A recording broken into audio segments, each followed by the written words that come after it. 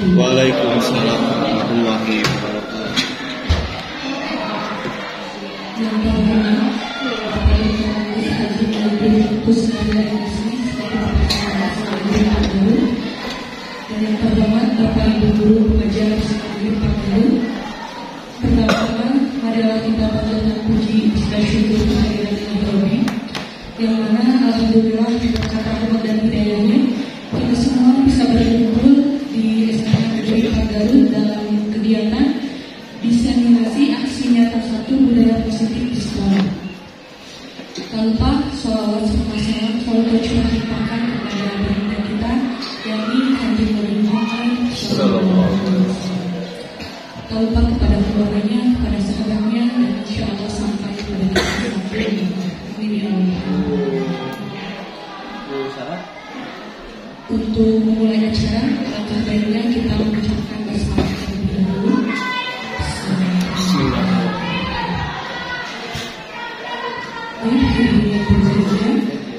Acara selanjutnya yaitu sambutan dari sekolah Panggilan yang pertama kepada Tuan Haji Nabil Kusnandar Ismi kami persilakan. Baik, terima kasih. Assalamualaikum warahmatullahi wabarakatuh.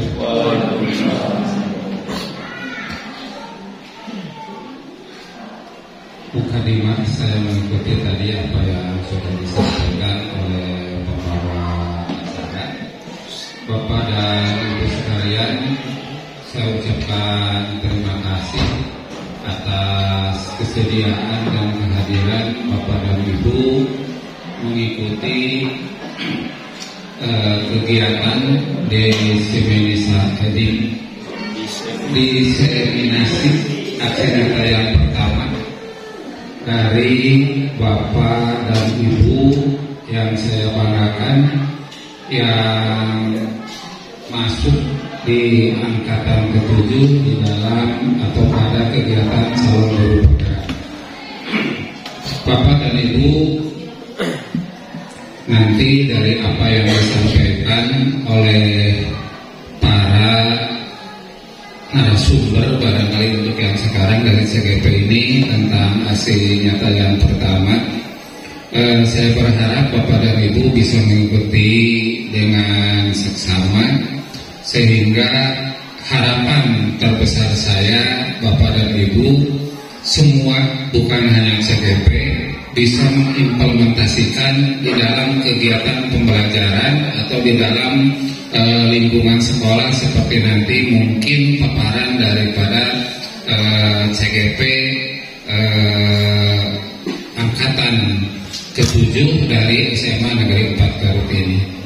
Dan saya juga berharap mudah-mudahan dengan adanya calon guru penggerak dari SMA Negeri 4 Garut ini bisa menjadi motivasi kepada Bapak dan Ibu semua untuk ikut serta dan menimba ilmu dan pengalaman tentang apa yang namanya di dalam implementasi kurikulum merdeka. Bapak dan Ibu, besar harapan saya dan dorongan dari pengawas pembina dari kemarin sudah menanyakan kepada saya secara pribadi bagaimana untuk kelanjutan SMA Negeri 4 Garut di tahun pelajaran 2023-2024. Beliau berharap SMA Negeri 4 itu bisa meningkat. Jadi untuk tahun yang sekarang itu masuk ke dalam atau memilih mandiri belajar, maka untuk tahun 2024 beliau mendorong supaya SMA Negeri 4 ini menjadi mandiri berubah, atau kalau bisa katanya menjadi mandiri berbagi. Tetapi semua perlu dukungan daripada Bapak dan Ibu, terutama di dalam pengimplementasian. Nah, salah satu barangkali nanti apa yang harus menjadi pembiasaan yang dilakukan oleh kita semua, mungkin salah satu titik awalnya dari apa yang akan dipaparkan. Ya, beliau terus mendorong, meminta kepada saya sampai hari ini yaitu tentang laporan-laporan sejauh mana Bapak dan Ibu guru SMA Negeri 4 Garut ini di dalam memanfaatkan platform Merdeka Mengajar. Jadi itu Pak Adin kemarin sudah nge-WA lagi begitu ya, minta laporannya katanya sudah sejauh mana. Nah itu barangkali prakata dari saya, semoga kegiatan ini bisa berjalan lancar dan kita dukung teman-teman rekan kerja kita untuk bisa menyelesaikan calon guru penggerak ini sesuai dengan batas waktu. Jadi sudah tidak terasa begitu, sudah diseminasi lagi berarti ya. Berarti sudah ada pengalaman-pengalaman yang mudah-mudahan sekali lagi saya berharap semua materi yang didapatkan di dalam pelatihan di calon guru penggerak itu tidak hanya menjadi teori tetapi bisa diimplementasikan di dalam kegiatan pembelajaran yang ada di SMA Negeri 4 Garut. Sekian yang dapat saya sampaikan.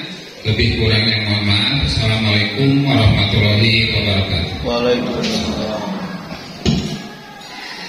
Baik, kami ucapkan terima kasih kepada Bapak Kepala Sekolah SMA Negeri 4 Garut yang sudah menyampaikan sebutannya. Sebelumnya mungkin Bapak Ibu guru juga di sini sudah kenal ya sama kami di sini. Boleh ya diperkenalkan dulu. Di sebelah kanan saya ada Pak Dadi Rusyandi, SPDGR. Kemudian di pinggir Pak Dadi ada Pak Victor Putra Perlin, SPDGR MPD. Dan di sebelah kiri saya ada Pak Indra Gerhana, SPDGR, dan saya sendiri Ulfa Syifa Alamiyah, MPD. Pada kesempatan kali ini kami mengucapkan terima kasih terlebih dahulu kepada Bapak Kepala Sekolah yang sudah memfasilitasi kami begitu maksimal dalam menjalankan kegiatan diseminasi aksi nyata 1 ini. Kemudian kami juga ucapkan terima kasih sebanyak-banyaknya kepada Bapak Ibu guru SMA Negeri 4 Garut yang menyempatkan hadir untuk berpartisipasi untuk demi acara pada hari ini. Mudah-mudahan materi yang kami sampaikan pada hari ini bisa menjadi motivasi juga bagi Bapak Ibu guru untuk menjadi calon guru penggerak angkatan selanjutnya. Amin ya Allah ya Rabbal. Baik, untuk efektifkan waktu, langsung saja kita masuk ke dalam materi utama yang akan disampaikan oleh Pak Victor Putra Perlin, SPDGR MPD, mengenai perubahan paradigma belajar dan disiplin positif. Kepadanya kami persilakan.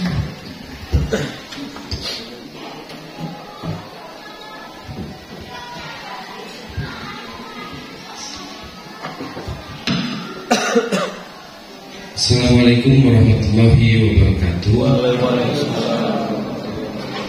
Rabbi sahri sadri wa yassir amri wa hlul 'uqdatam min lisani yafqahu qawli.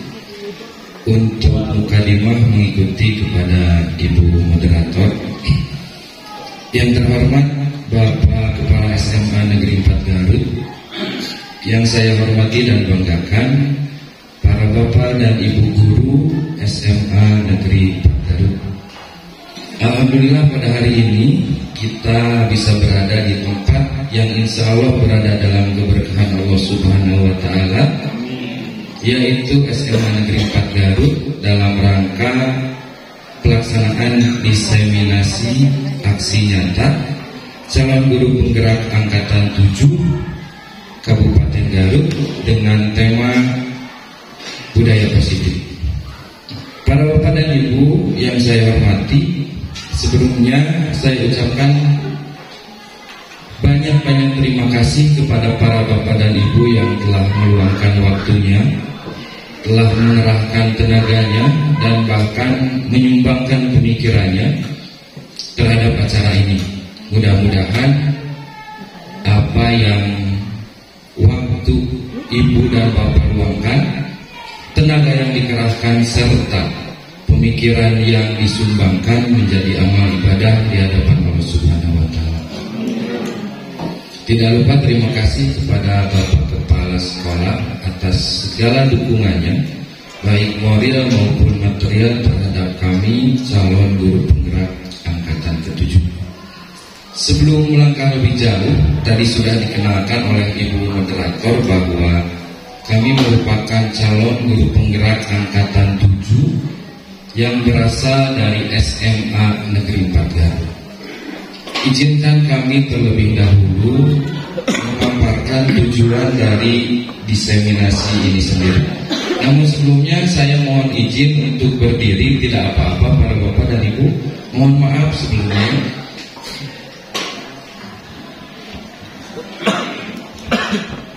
Para Bapak dan Ibu yang saya hormati dan banggakan, tujuan dari diseminasi itu sendiri, yang pertama perlu Bapak Ibu ketahui bahwa diseminasi ini merupakan satu bagian dari rangkaian pendidikan guru penggerak yang tengah kami jalani.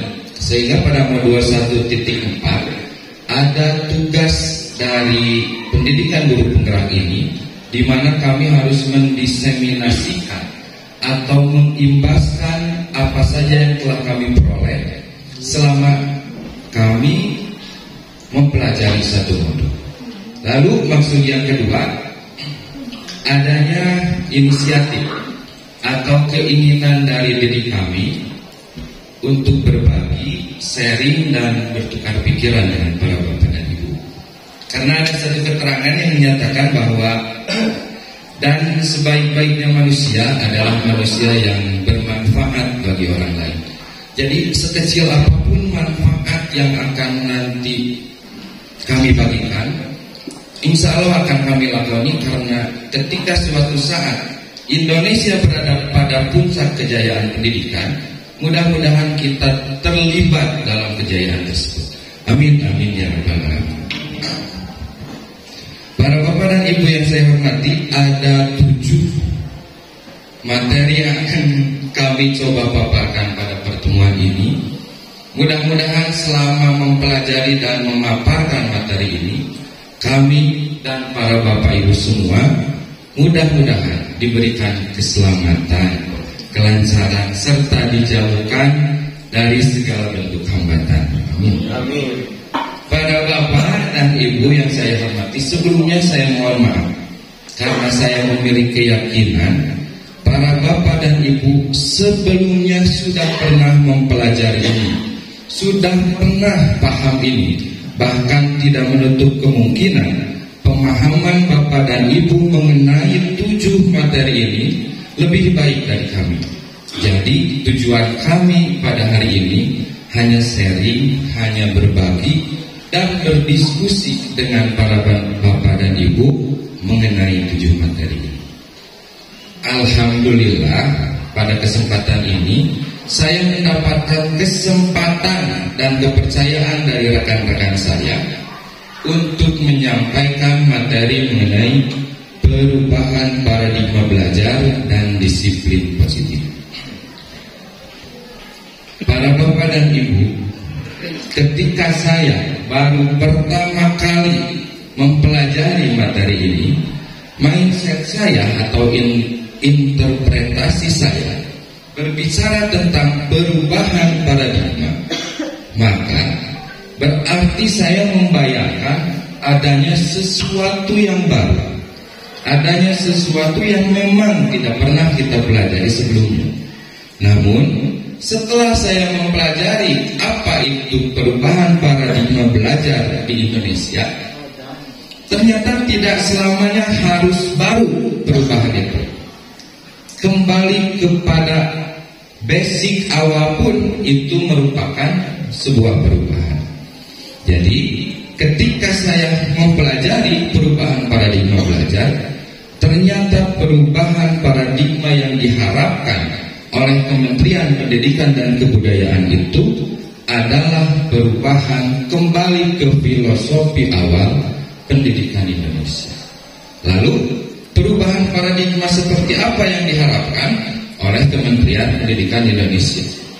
Sebelum melanjutkan lebih jauh, mari kita mengingat kembali, kita merefresh kembali ingatan kita mengenai apa itu sebetulnya paradigma. Nah, menurut Kamus Besar Bahasa Indonesia, paradigma diartikan sebagai model dalam teori ilmu pengetahuan. Sedangkan menurut Thomas Kuhn, seseorang yang pertama kali mencetuskan apa itu paradigma, paradigma itu diartikan sebagai suatu landasan berpikir atau konsep dasar. Sedangkan menurut Ritzer, paradigma diartikan sebagai suatu acuan ataupun dasar pikiran yang bersifat filosofis.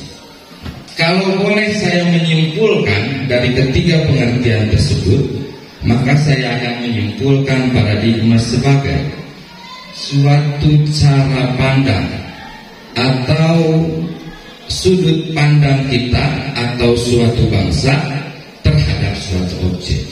Objek itu bisa berupa pendidikan, kesehatan, pertanian, dan sebagainya, tergantung apa yang sedang kita bicarakan. Namun berhubung yang kita bicarakan adalah pendidikan, maka objeknya pendidikan, ya. Selamat datang Ibu Nopi.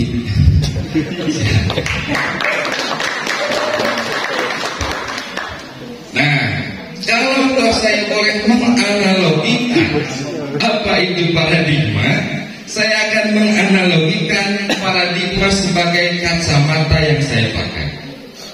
Menurut pemeriksaan dokter, kacamata saya itu harus ukuran -1, karena memang kebutuhan mata saya adalah -1. Ketika saya mencoba menggunakan kacamata dengan ukuran -1,5, maka pandangan saya akan tetap kurang, meskipun tidak seburam ketika saya tidak menggunakan kacamata. Ketika saya merubah kembali kacamata saya dengan ukuran -2, maka pandangan saya akan jelas.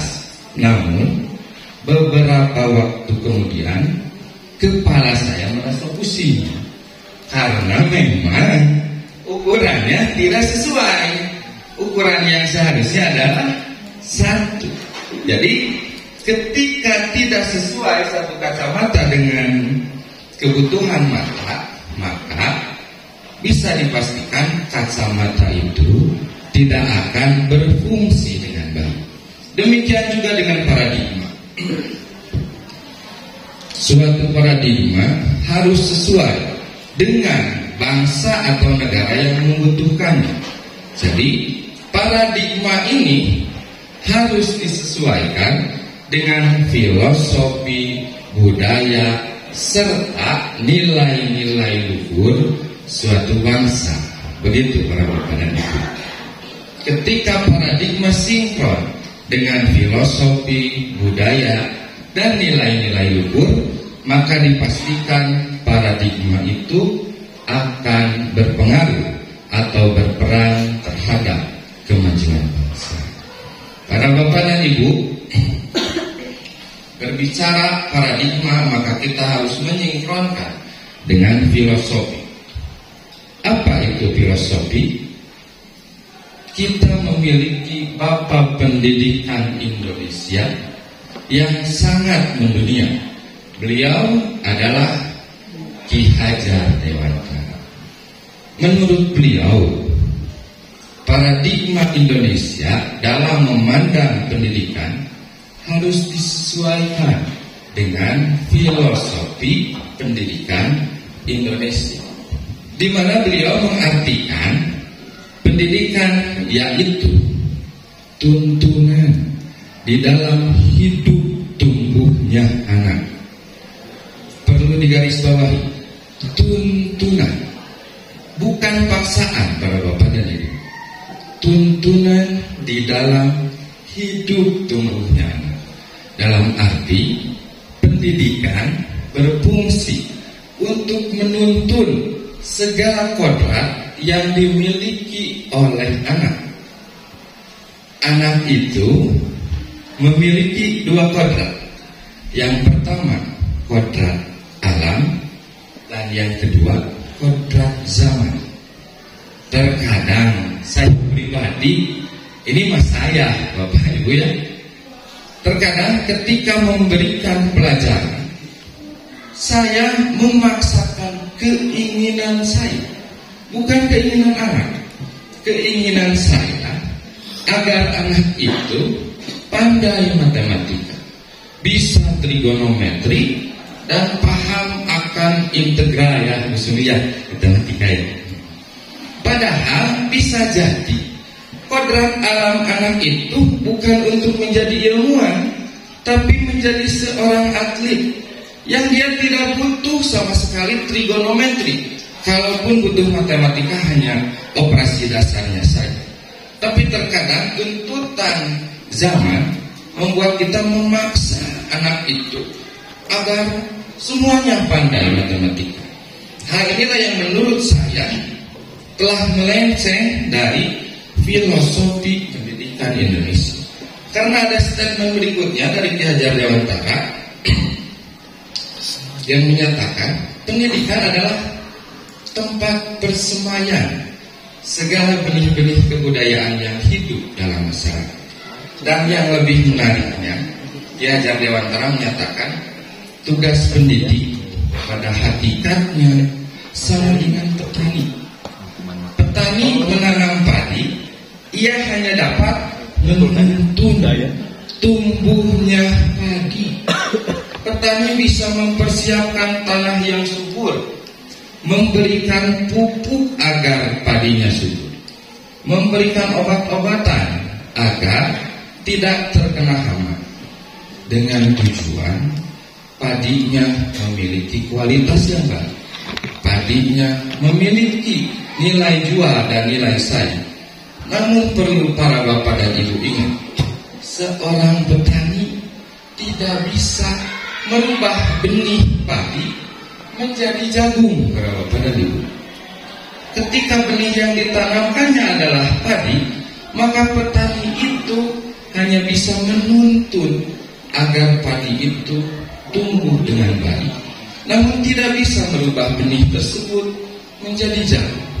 Demikian pula kita sebagai pelaku pendidikan begitu.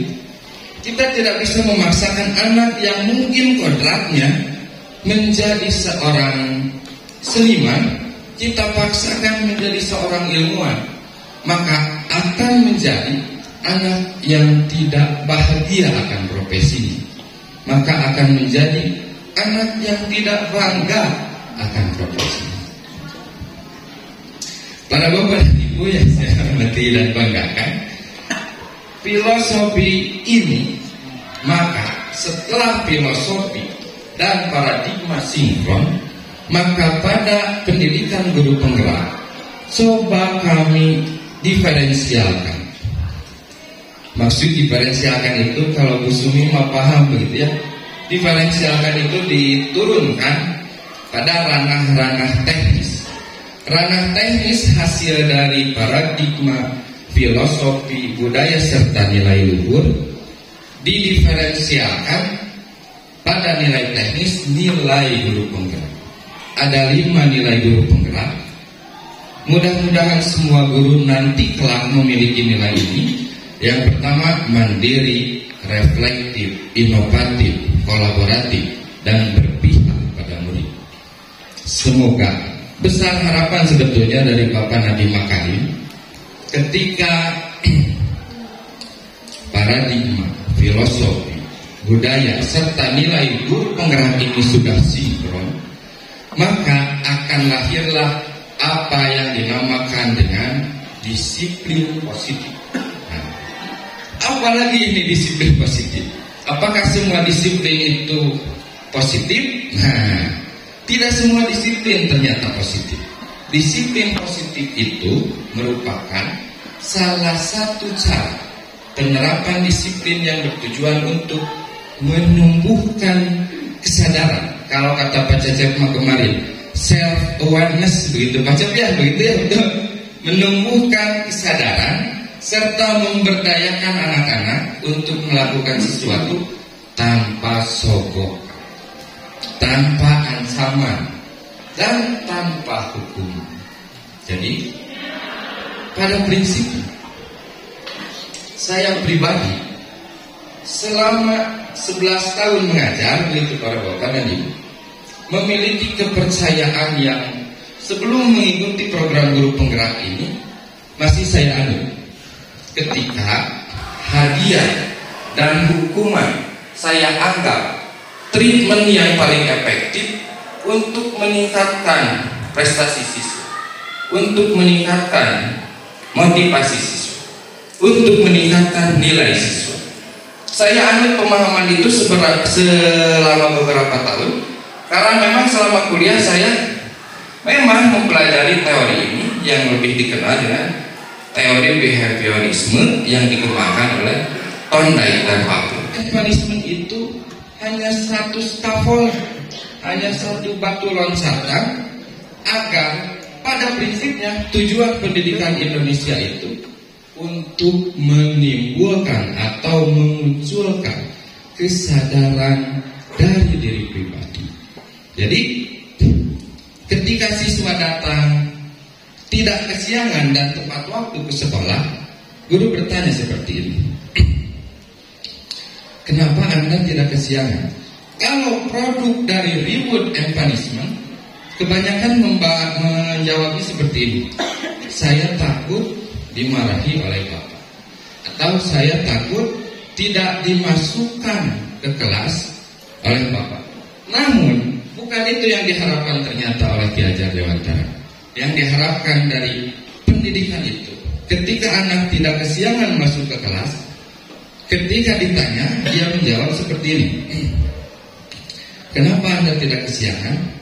Karena saya menghormati Bapak, karena saya menghargai rekan-rekan saya, dan saya yakin suatu saat kedisiplinan saya ini akan membawa saya ke arah kesuksesan. Jadi ketika ditanya untuk apa Anda belajar, dia tidak menjawab supaya nilai ulangan saya bagus. Tidak. Ketika seorang anak ditanya yang memiliki disiplin positif dan kesadaran diri, ketika ditanya untuk apa Anda belajar, dia menjawab, saya belajar untuk mempersiapkan masa depan saya, karena saya yakin ilmu yang saya pelajari saat ini akan bermanfaat kelak nanti pada profesi saya, sehingga akan lahirlah anak-anak bangsa yang memang mencintai profesinya, yang memang mampu berdaya saing, memiliki wawasan global, namun tetap menjunjung tinggi nilai-nilai luhur bangsa, budaya bangsa, dan yang paling penting memiliki spiritual yang baik. Para bapak dan ibu yang saya hormati dan banggakan, alhamdulillah pemaparan dari saya mengenai paradigma perubahan belajar dan disiplin positif sudah selesai. Untuk lebih penjelasan yang lebih rinci dan lebih rigid nanti akan coba disampaikan oleh rekan saya Pak Indra ya sekarang teh. Ya. Namun sebelumnya saya kembalikan kepada moderator. Mohon maaf apabila ada kesalahan. Terima kasih atas perhatiannya. Wabillahi taufiq wal hidayah. Assalamualaikum warahmatullahi wabarakatuh. Baik, terima kasih kepada Pak Victor Pekapendri yang sudah menjelaskan materi mengenai perubahan paradigma belajar dan disiplin positif secara jelas. Untuk sesi pertanyaan mungkin nanti yang bisa di sesi akhir saja. Untuk pembahasan selanjutnya akan dilanjutkan oleh pemateri yang kedua dari Pak Indra Gerhana SPDGR mengenai kebutuhan dasar manusia dan motivasi perilaku manusia.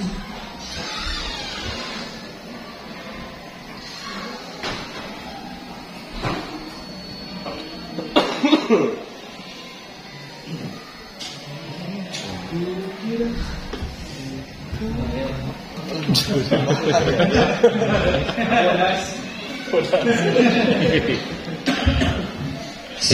warahmatullahi wabarakatuh. Salam olahraga. Waalaikumsalam warahmatullahi wabarakatuh. Perkenalkan, untuk perkenalan mungkin sudah ya, Ibu dan Bapak juga sudah tahu. Apabila ini nama saya Indra Gerhana, ini agak dibalik aja biar agak keren. Saya lahir di Garut 17 September 19XX, biar gak terlalu kelihatan tua ya. Seperti itu. Untuk sekarang saya akan mencoba menjelaskan juga ya, untuk memaparkan tentang motivasi perilaku manusia dan kebutuhan dasar manusia. Motivasi perilaku manusia, pasti setiap orang mempunyai motivasi yang berbeda-beda. Motivasi sendiri adalah serangkaian sikap dan nilai-nilai yang mempengaruhi individu untuk mencapai hal yang spesifik sesuai tujuan individu tersebut. Kemudian Diagon Gosen dalam bukunya Restructuring School Discipline menyatakan ada 3 motivasi perilaku manusia. Motivasi yang pertama yaitu menghindari ketidaknyamanan atau hukuman. Yang kedua, mendapatkan imbalan atau penghargaan dari orang lain. Kemudian yang ketiga, motivasi yang ketiga, menjadi orang yang mereka inginkan dan menghargai diri sendiri dengan nilai-nilai yang mereka percaya.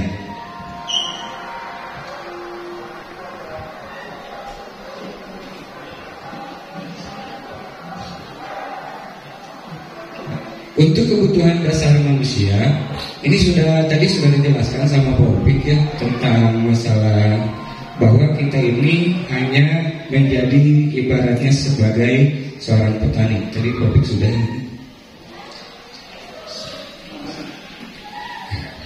Untuk 5 kebutuhan dasar manusia, yang pertama itu ada bertahan hidup, survival ya. Nah, untuk bertahan hidup itu, Bobby next. Nah, misalnya kesehatan, rumah, makanan, kebutuhan, dan merasa aman. Tadi ibu-ibu sudah makan ya, bapak-bapak sudah makan. Nah, kebutuhan bertahan hidup ya. Kemudian kesehatan ya, ibu-ibu sehat. Nah, kesehatan juga merupakan kebutuhan bertahan hidup. Kemudian untuk yang sekarang ya, untuk anak-anak sekarang, bagaimana agar mereka bisa mencapai kebutuhannya itu? Yang pertama, contohnya anak-anak apabila berangkat sekolah tidak sarapan, itu akan mempengaruhi terhadap kebutuhan bertahan hidupnya. Ya. Kemudian setelah itu ada kebutuhan makan, pangan, sandang, dan kemudian yang satu lagi yang terakhir yang anak-anak harapkan juga sama seperti kita harapkan, yaitu casan ya. Opik betul tidak ya? Sandang, pangan, papan, dan casan. Next. Kemudian yang kedua, kebutuhan dasar manusia itu merasa diterima, love and apa saja? Belonging. Keinginan tetap terhubung dengan orang lain seperti teman, keluarga, kelompok di mana kita tergabung. Jadi kita merasa dihargai, tergabung. Kemudian kebutuhan kebebasan. Kebutuhan kebebasan, murid diberi kesempatan membuat pilihan, bertanggung jawab atas pilihannya. Salah satunya contoh tugas. Kita memberikan tugas yang berbeda-beda sesuai dengan yang mereka inginkan. Caranya yang berbeda. Next. Kebutuhan kesenangan. Nah ini di kelas anak lebih cenderung apabila sudah mulai jenuh, ngantuk, itu berarti tandanya tidak senang. Bagaimana cara kita agar membuat mereka senang dalam pembelajaran? Yaitu dengan salah satunya dengan cara membuat permainan-permainan yang mengarah ke dalam pembelajaran. Next topik. Nah ini nih, kebutuhan penguasaan. Setiap murid memiliki kebutuhan untuk merasa kompeten. Mereka ingin merasa mempunyai kekuatan. Ini saya akan bukti salah satu contohnya. Untuk bapak-bapak dan ibu-ibu silakan berdiri. Punten, maaf banget.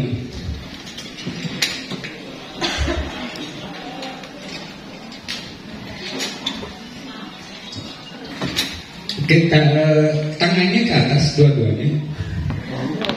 Maaf ya. Ini salah satu contoh kebutuhan penguasaan. Tangan kepala. Pak. Contoh ya, Pak.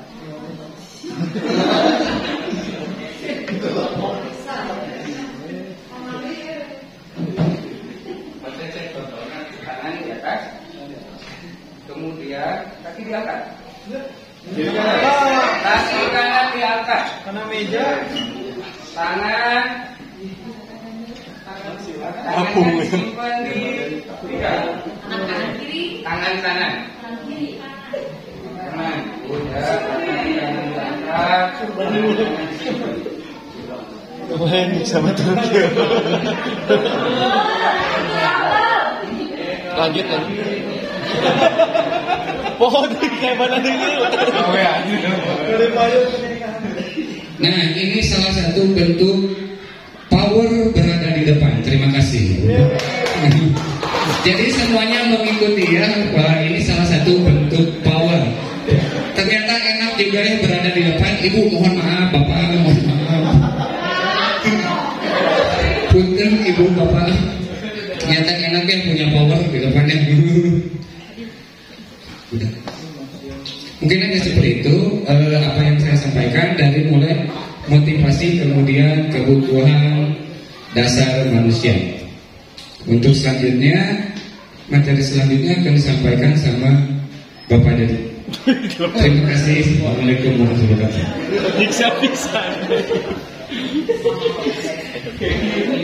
Terima kasih kepada Pak Indra Gerhana SPDGR yang sudah menyampaikan materi mengenai kebutuhan dasar manusia dan motivasi perilaku manusia.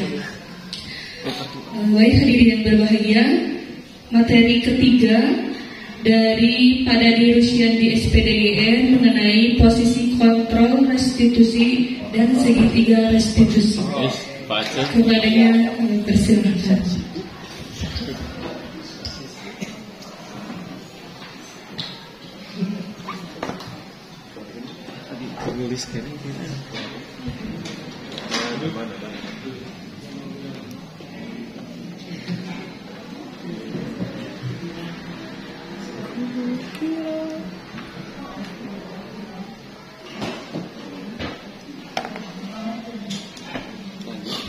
Bismillahirrahmanirrahim. Assalamualaikum warahmatullahi wabarakatuh. Waalaikumsalam. Bapak, Ibu yang saya hormati, guru-guru SMA 4 Garut, terima kasih pertama-tama saya ucapkan atas kesediaan Bapak dan Ibu semuanya untuk menghadiri diseminasi aksi nyata kami dalam rangka mewujudkan budaya positif di sekolah. Mudah-mudahan nanti paparan-paparan dari kami bisa diimplementasikan di sekolah tercinta ini. Sebelumnya ke video.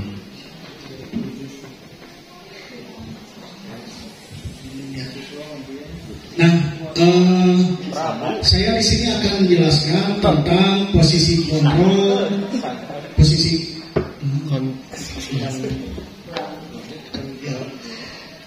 kontrol guru dan segitiga restitusi, yang mana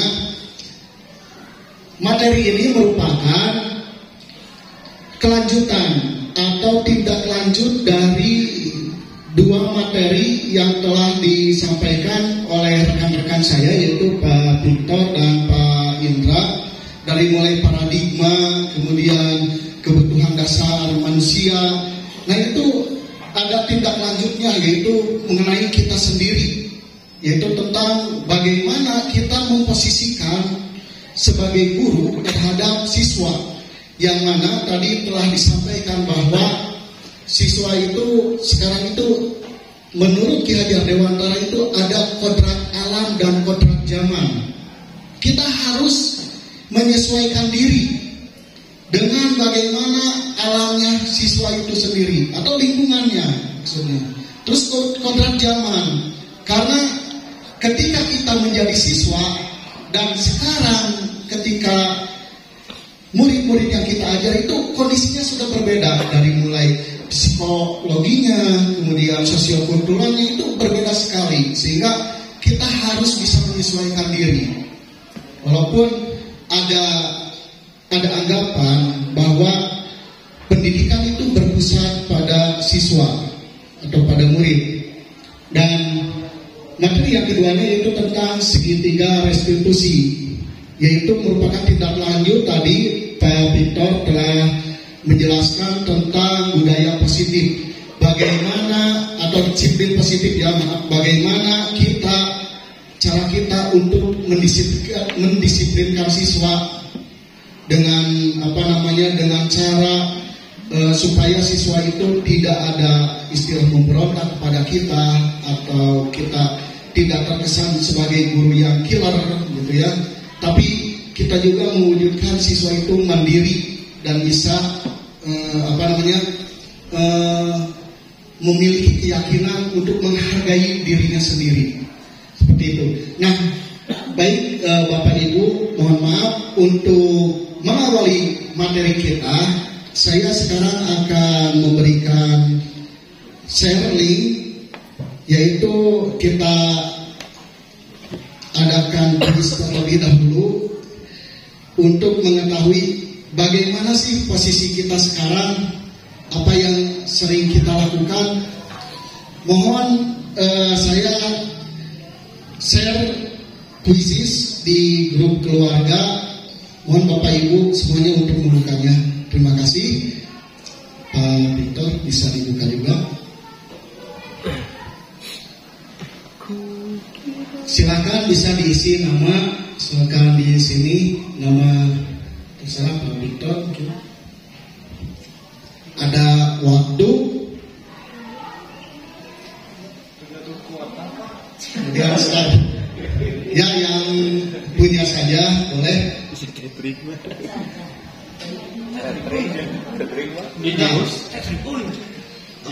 Bisa di, nah di sini ya nanti ada peringkat. Nah coba bisa dimulai di klik start. Mulai. Ya. Bergabung lagi. Nah,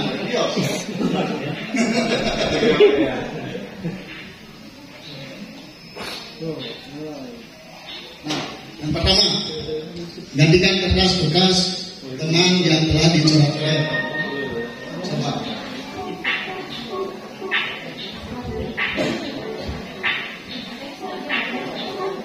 Ya, sesuai dengan keyakinan Bapak Ibu yang sering kita lakukan di kelas,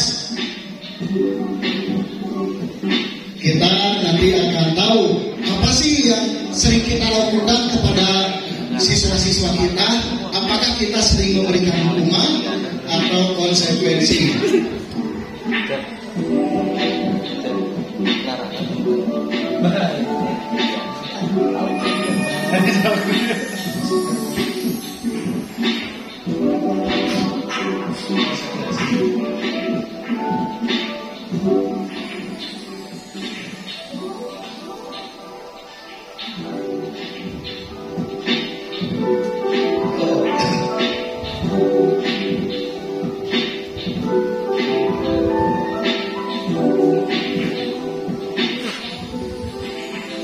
Ada yang sudah selesai?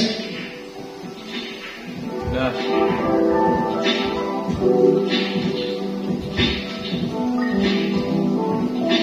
Nanti ada peringkatnya.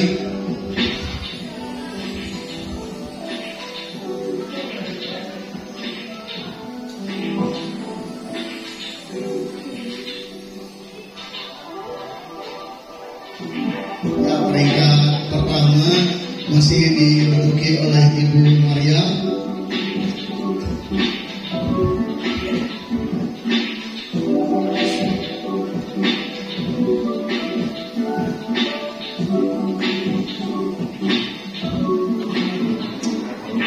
Silakan.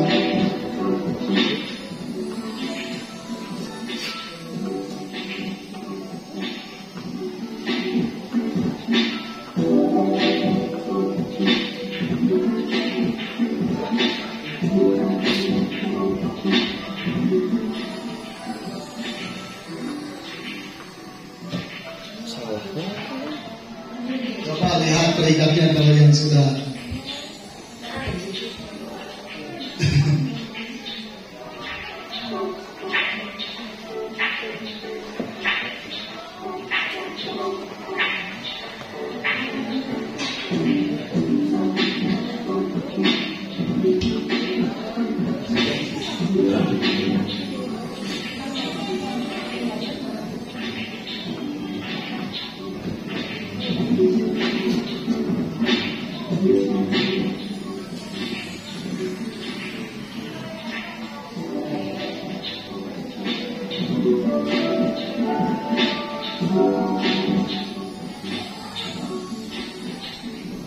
Ya, sudah masih tegar ya, bingung. Sebenarnya kita ini yang sering kita lakukan kepada siswa, baik di kelas maupun di lingkungan sekolah. Kita bingung, ya kita bingung apakah kita memberikan hukuman atau memberikan konsekuensi. Terkadang kita pun belum tahu, belum sadar apa itu hukuman, apa itu konsekuensi. Itu. Ya, terima kasih atas kerjasamanya Bapak Ibu untuk mengikuti kuisis walaupun agak bingung. Kembali lagi Pak ke yang tadi. Next.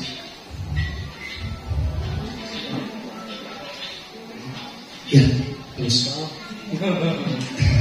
Nah, ini Bapak Ibu bisa dilihat walaupun agak panjang gitu ya, mengenai hukuman dan konsekuensi dan ada juga restitusi.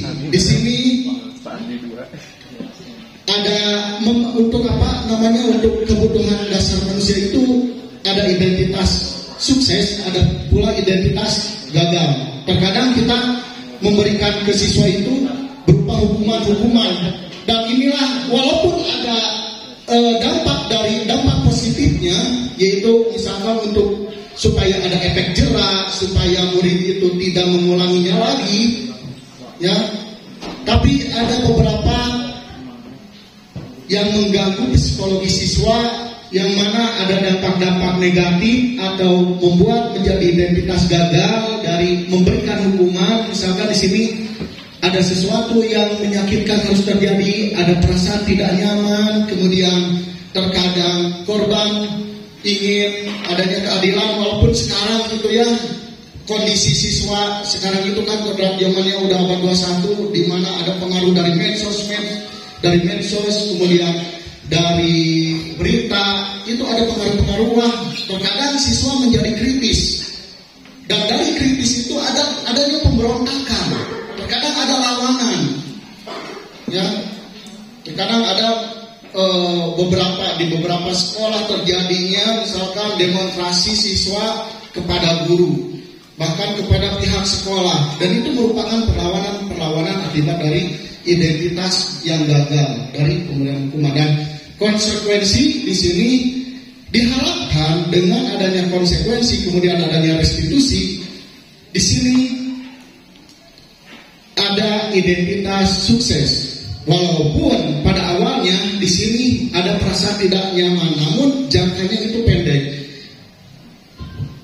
Mungkin Bapak Ibu itu sudah tahu, ya mohon maaf ya, di sini bukannya saya menggurui, tapi kita sama-sama sharing saja, belajar. Sudah tahu mungkin apa itu hukuman dan apa itu konsekuensi. Mungkin dari Bapak dan Ibu sendiri ada yang tahu mengenai hukuman dan konsekuensi. Coba, agak bingung ya. Nah, terkadang hukuman. Hukuman itu menghukum, artinya membuat efek jerak, menegakkan aturan. Namun dari segi menegakkan aturan di sini adanya penekanan kepada objek atau pelaku, ya, kepada yang melakukan kesalahan itu ada penekanan, sehingga walaupun tujuannya untuk efek jerak, namun ada karena dari sikapnya, ini dari sikap gitu ya, bukan tujuan awalnya, namun ada perilaku sikapnya. Nah, ini mengakibatkan identitas yang gagal. Nah, sedangkan konsekuensi itu merupakan akibat dari perbuatan kesalahan itu sendiri untuk mempertanggungjawabkannya. Nah, jadi itu beda ya menghukum dengan konsekuensi. Kalau konsekuensi itu akibat dari perbuatannya, jadi ada perbuatan baik maupun perbuatan buruk. Nah, konsekuensi itu adalah akibatnya, jadi yang harus dipertanggungjawabkannya. Itulah konsekuensi. Beda dengan menghukum. Kalau menghukum itu kadang-kadang bersikapnya itu otoriter. Seperti itu. Coba bisa dilanjut Pak Victor. Untuk selanjutnya adalah penghukum. Tadi ya, tindak lanjut dari hukuman penghukum. Jadi ini masuk ke sikap yang ditunjukkan oleh guru kepada murid. Yang pertama adalah penghukum. Di sini ada hukuman fisik, verbal, nadanya pasti tinggi, nada tinggi, mata melotot ya, bukan melotot. Maaf kalau saya ini sudah melotot. Terkadang rekan yang berbicara itu salah paham. Nah, bukan melotot tapi melotot. Ya, kalau saya ini melotot gitu. Jadi mata melotot, jari menunjuk, menghardik gitu. Jadi ada penekanan. Kenapa kamu kesiangan? Coba kamu lari, coba kamu push up. Jadi ada hukuman fisik maupun hukuman verbal. Hukuman verbal misalkan, kamu bodoh, kamu lelet, kamu malas. Nah, itu namanya hukum. Jadi ada nada yang keras seperti itu. Ya, terkadang. Kali-kali. Yang kedua, pembuat merasa bersalah. Nah, terkadang itu pembuat merasa bersalah ini nada suaranya memelas, halus, sedih. Jadi kalau bahasa Sundanya itu nyumpun gitu ya. Nyumpun. Nah, bahasa tubuhnya merapat pada anak, lesu misalnya. Gitu. Aduh, bapak sih. Nah, jadi lesu. Nanti bapak gimana? Nanti bapak dimarahin sama bapak kepala sekolah. Bagaimana bapak gak bisa membina? Nah, nanti ada contohnya bapak ibu ya. Nah, kemudian ada teman. Nada suaranya ramah, akrab, bercanda, bahasa tubuhnya ini merapat pada murid, senyum jenaka. Wah, kamu ya. Kan gitu ya. Kadang-kadang kita memposisikan guru kepada siswa itu. Nah, kadang-kadang kelimanya, kadang-kadang salah satu gitu ya. Ada yang posisi sebagai teman, kita akrab, terlalu akrab dengan anak gitu ya, sehingga anak menganggap kita itu sebagai teman, bukan sebagai orang tua, bukan sebagai guru gitu ya. Karena kita terlalu kurang memposisikan diri kita ini, terlalu banyak bercanda gitu sama siswa itu ya.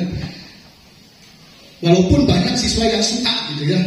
Terkadang kita ingin melakukan seperti itu agar banyak siswa yang suka kepada kita gitu ya. Nah, namun ada sisi positif, ada sisi negatif tetap ya. Kemudian ada pemantau. Nah, pemantau ini menggunakan sanksi atau konsekuensi, yaitu ada bisa berupa stiker, slip catatan, daftar cek, nadanya daftar dan formal. Daftar aja gitu ya. Kalau ada siswa ini, kenapa kamu kesiangan? Ada apa? Gitu, daftar aja gitu ya. Ini di catatan ini kamu udah berapa kali kesiangan? Nah, gitu. Jadi lempang gue gitu ya, lempang gitu. Nah, kemudian manajer ini yang posisi kelima ini bersama murid menganalisis kebutuhan diri dan orang lain, mengembalikan tanggung jawabnya itu kepada murid. untuk mencari jalan keluar agar permasalahannya, dengan utamanya bimbingan guru. Tetap guru itu sebagai pembimbing. Nah, di sini Bapak Ibu, saya akan menunjukkan beberapa contoh bagaimana posisi guru kepada murid dengan satu kasus yang sama. Kasusnya itu adalah kasus murid yang kesiangan. Boleh Pak Victor bisa dimainkan?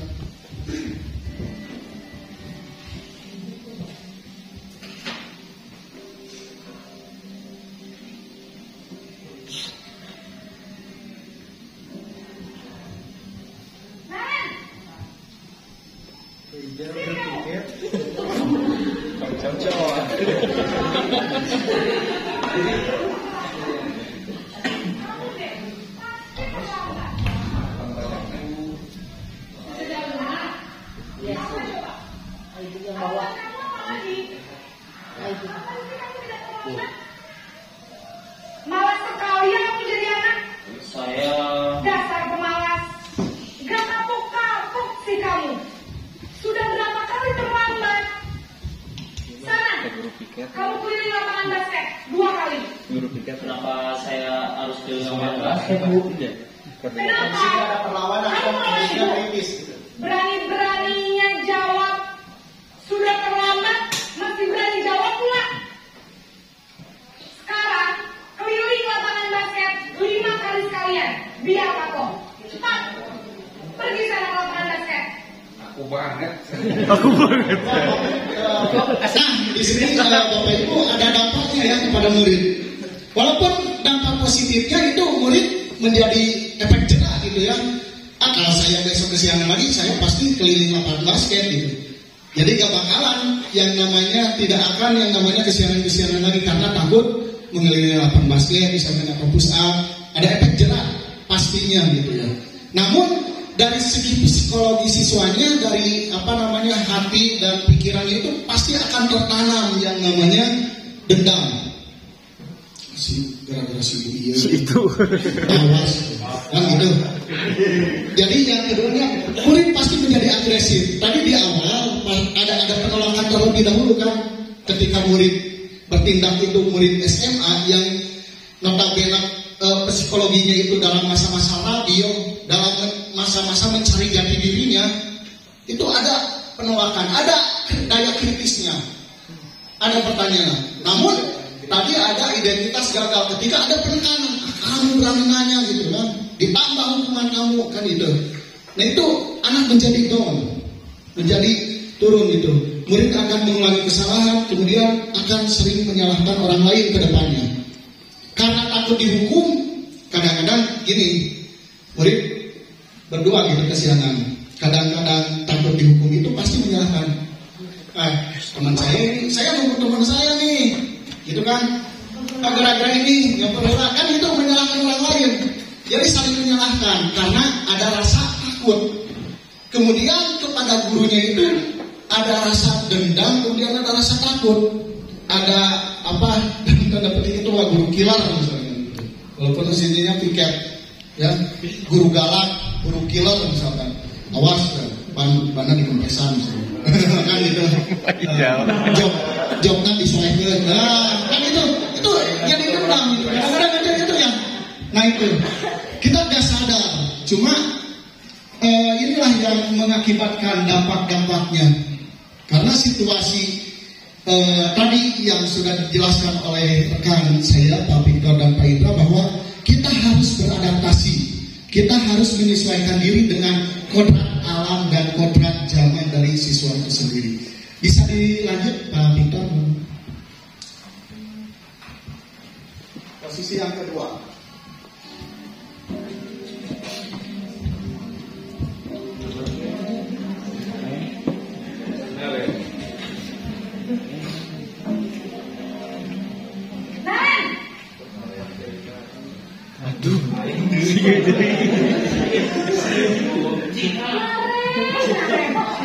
Kamu kenapa terlambat lagi, nak? Ya Tuhan, kamu senang ya bikin ibu susah ya? Kalau kamu terlambat lagi, nanti ibu yang ditegur bapak kepala sekolah, nak. Bisa Jungkun. Menyalahkan orang lain.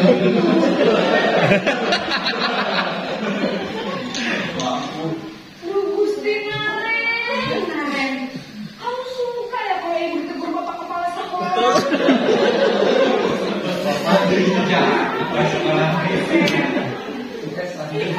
Lambat loh. Ibu harus apa coba? Maaf Bu, maaf sekali. Ya sudah, lain kali jangan bikin ibu susah lagi ya nak ya. Ibu tidak akan kuat lagi kalau kamu begini terus. Bisa jantungan kalau ibu tegur bapak kelas. Maaf ya Bu, maaf sekali. Bapak Ibu, terkesannya itu seperti bagus ya, lembut secara halus gitu ya kepada siswa itu. Namun ini kesannya seperti menarik simpati orang lain. Terkadang tadi benar ya Pak, menyalahkan orang lain, takut ditegur. Nah, itu seperti memelas. Walaupun satu sisi itu agak baiknya gitu supaya anak mau meminta maaf atas perilakunya yang dilakukannya atau kesalahannya. Namun itu dalam satu sisi dampak buruk atau dampak negatif dari psikologi guru itu sendiri adalah apa? Guru itu ada di bawah anak. Kenapa bisa di bawah anak? Karena guru itu yang pertama memelas. Jadi guru memelas, meminta simpati kepada anak, berarti seakan-akan guru itu lemah. Kalau di sini ditujukan bahwa guru itu lemah.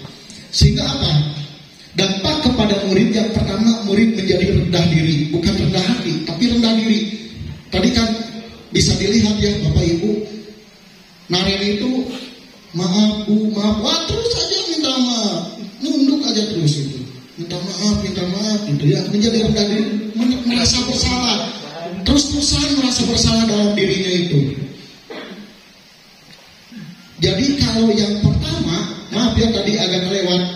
Kalau penghukum atau yang nanti ada murid itu kecewa kepada orang lain, ini kecewa kepada diri sendiri. Murid merasa dirinya tidak berharga. Wah saya sudah mengecewakan orang lain, saya sudah mengecewakan guru saya.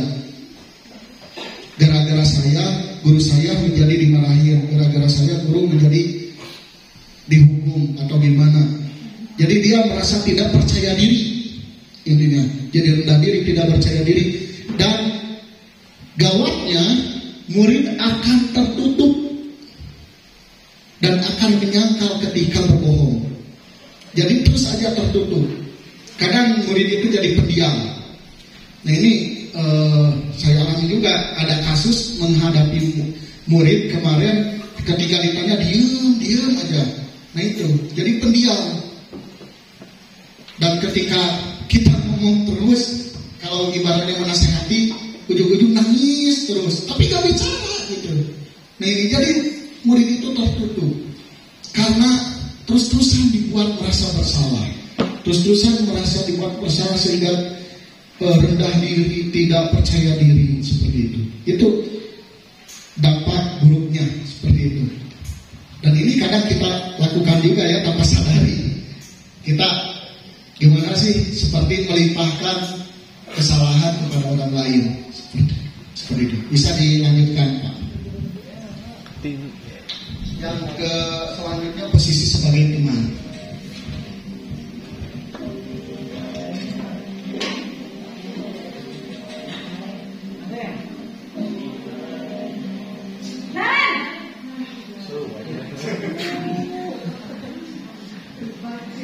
Bapak Ibu. Wah, sudah jam berapa ini nak? Terlambat lagi ya sayang.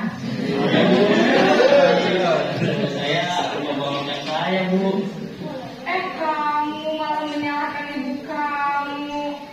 Kamu bukannya anak yang larinya paling kencang. Kok terlambat sih? Iya Bu, saya memang terlambat bangun tadi.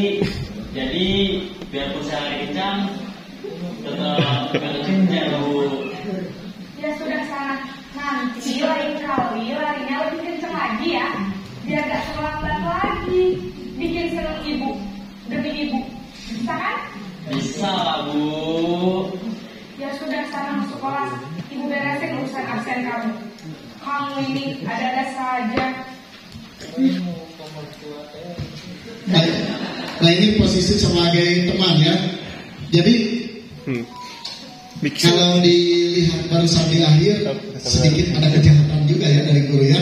Nanti urusan beres lah, ya. Tapi jangan diulangi lagi lah. Nah itu chemistry atau ikatan guru dengan murid itu ada gitu ya. Ada terus akrab menjadi guru. Kalau ibaratnya kalau ada kita buat lomba guru favorit, wah pemenangnya pastilah. Semua murid kadang-kadang seperti itu jadi guru favorit. Namun ada dampak negatif. Yang pertama ini murid akan tergantung kepada guru tersebut. Gitu. Jadi terkadang gini, kasih bapak iya mah bager, kayaknya kasih yang bakal ayah tempat bereskeun, gitu kan? Ibu iya mah bager, mau masuk pelajaran gitu, pasti nilainya bakal agung, gitu kan? Kayaknya terkerjakan nilai yang penting di kicepan atau yang penting bisa ngomong, gitu kan? Nah itu tergantung. Jadi murid itu akan tidak bisa mandiri. Di lingkungannya, di rumahnya itu tidak bisa mandiri, pasti tergantung kepada orang lain, tergantung kepada teman. Jadi kalau ibarat nama aku mangkel, tidak bakal ada nulungan gitu kan. Jadi tidak bisa mandiri. Kemudian tidak bisa mengambil sebuah keputusan, gitu. Jadi tidak bisa tegas gitu tersebut, karena tadi membutuhkan atau tergantung kepada orang lain. Nah itu juga agak kalau diibaratkan mah seperti seperti baik, cuma ada dampak negatifnya. Jadi nanti kasihan nih gitu ya, kan menganggap kita sebagai teman, besoknya gak bakalan kesiangan lagi gitu kan, kasihan. Jadi harus saling jaga lah, kalau ibaratnya menjaga citra gitu ya, citra baiknya gitu, bukan Bu Citra ya. Nah itu bisa dilanjut yang keempat, yaitu posisi sebagai pemantau.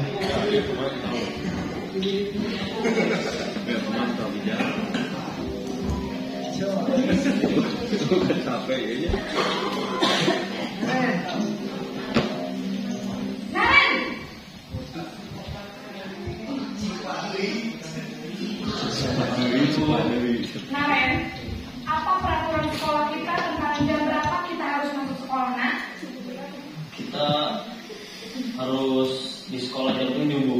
Iya betul, sekarang sudah jam 7.20. Naren sudah tahu konsekuensinya jika terlambat hadir? Paham, Bu. Saya harus tinggal kelas pas jam istirahat selama 20 menit. Iya benar, konsekuensinya demikian. Jadi nanti jam 9.30 pas istirahat, kamu harus tinggal di kelas, kerjakan tugas tambahan untuk ketertinggalan kamu, ya? Baik, Bu. Nah, itu dalam posisi sebagai pemantau. Jadi tadi ya, limitnya datar. Jadi kalau ibaratnya mas sesuai aturan aja gitu, catat gimana. Walaupun dampaknya itu sebenarnya di sini lagi-lagi murid tidak mandiri karena apa? Tergantung. Karena apa? Pemantau itu kan, jadi murid ini terkadang kalau dikaitkan dengan materi Pak Indra tadi, kebutuhan dasar manusia, ada reward and punishment gitu ya, ada hukuman dan hadiah gitu ya. Jadi mengharapkan hadiah terus. Itu kan kalau pemantau itu kan segala rupa berdasarkan catatan. Kalau kamu terus-terusan rajin, nilai kamu akan baik.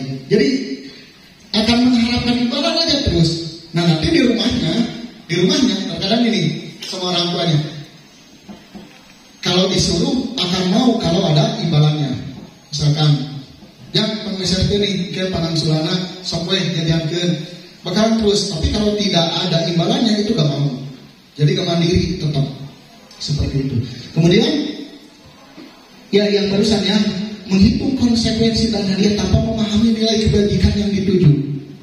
Nilai kebajikan di sini adalah apa? Menghargai diri sendiri, sehingga dirinya ingin menjadi orang yang sukses, menjadi dirinya yang lebih disiplin. Tidak ada. Nah, ini nilai kebajikan.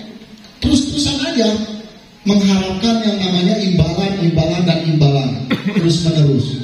Nah, itu dampak dari pemantau. Bisa dilanjut Pak Peter.